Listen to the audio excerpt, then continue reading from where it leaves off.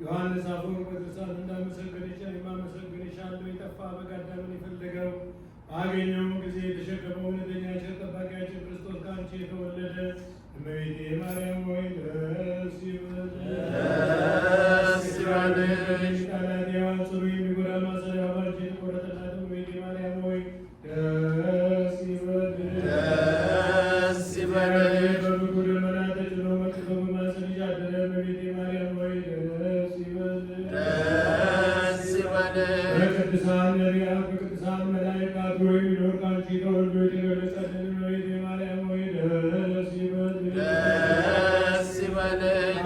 ከመንፈስ ቅዱስ ጋር የምንሰግድለት ቃል የሚባል እግዚአብሔር ባንቺ ባህሪ ከአንቺ ወልደ ዘንድ የወደደሽ እመቤቴ ማርያም ሆይ ደስ ይበልሽ።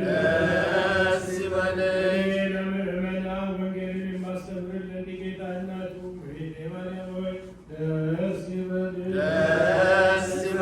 ከወለድሽ በኋላ ማኅተመ ድንግልናሽ እንዳይለወጥ አድርጎ የጠበቀሽ ናባሌን የወለድሽው እመቤቴ ማርያም ሆይ ደስ ይበልሽ።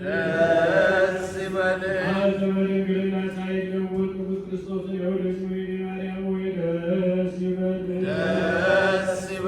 ማኅተመ ድንግልናሽ ሳይለወጥ ቅዱስ ክርስቶስን የወለድሽው እመቤቴ ማርያም ሆይ ሰላምታ ይገባሻል። ልዩ መድኃኒታችንን በመውለድሽ እናትን አገልጋይን ተብለሻልና እግዚአብሔር ባልሽን ባሕርያት ብቁ ባለሟልነትን አግኝተሻልና እመቤቴ ማርያም ሆይ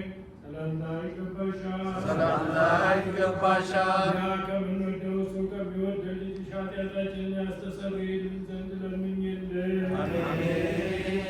ልመናው ክብሯን በእኛ ለዘላለም በእውነት ይደርብንና አምላክን የወለደ በድንጋሌ ሥጋ በድንጋሌ የጸናች የክብርት እመቤታችን ተአምር ይህ ነው። አምላክን የወለደች እመቤታችን ድንግል ማርያም ከአዳም ጀምሮ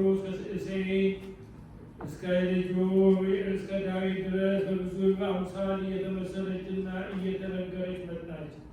ከእሴይ ሥር የለመለመች በትር ትወጣለች፣ መልካሙንም አበባ ታብባለች። ይህችም በትር የተባለች የክብርት እመቤታችን ምሳሌ እንደሆነች መጽሐፍ ተናግሯልና። ከነገደ ይሁዳ ወገን የሆነ እሴይ የተባለ አንድ ሰው ነበረ። እሱም ከወለዳቸው ልጆች ሁሉ አነስተኛ የሆነ ስሙን ዳዊት የሚሉት ልጅ ነበረው። ይህም ልጅ የበጎች እረኛ ነበር። እግዚአብሔርንም ሳሙኤልን ወደ ቤተልሔም ሂድና ከእሴይ ልጆች መካከል ዳዊት የተባለውን ልጅ ቅብዓ መንግሥት ቀብታ አንግሠው በሳኦል ፈንታ በእስራኤል ላይ ይነግሥ ዘንድ እሱን መርጬዋለሁና ብሎ አዘዘው። ሳሙኤልም እግዚአብሔር እንዳዘዘው ወደ ቤተልሔም ሄዶ እሴይንና ልጆቹን ወደ መሠዊያው ጠራቸው። በዚያም ቀደሳቸው፣ ባረካቸው። ሳሙኤልም እሴይን ልጆችህን በሙሉ አቅርበህልኝ ከልጆች መካከል አንዱ ቅብዓ መንግሥት ቀባው ዘንድ እግዚአብሔር አዞኛልና አለው። እሴይም ከልጆቹ መካከል ሰባቱን በሳሙኤል ፊት አቀረባቸው። ሳሙኤል እግዚአብሔር እነዚህን አልመረጠም አለው። ዳግመኛም ሳሙኤል እሴይን ከእነዚህ ሌላ የቀረ ልጅ የለህምን አለው። እሴይም ሳሙኤልን ከወንድሞቹ ሁሉ ታናሽ የሆነ ብላቴና አለ፣ እሱም በጎችን እየጠበቀ ነው አለው። ሳሙኤልም እሴይን ልጁ ፈጥና አምጣው አለና እሴይም ፈጥኖ አመጣው።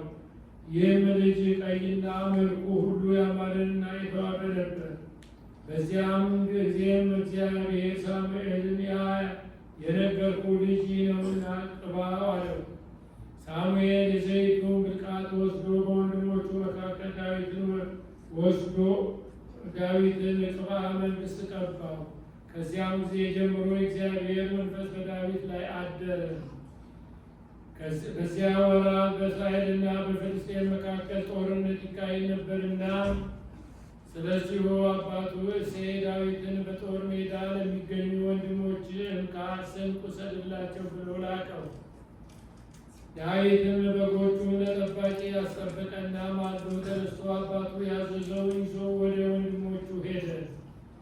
በዚህም ሰዓት በእስራኤልና በፍልስጤማውያን መካከል ከባድ ጦርነት ይካሄድ ነበር። ዳዊትም ይህን በተመለከተ ጊዜ የያዘውን ዕቃ ለዕቃ ግምጃ ቤቱ ሰጠና ወደ ሰራዊቱ ሮጦ ሄዶ የወንድሞቹን ደህንነት ጠየቀ።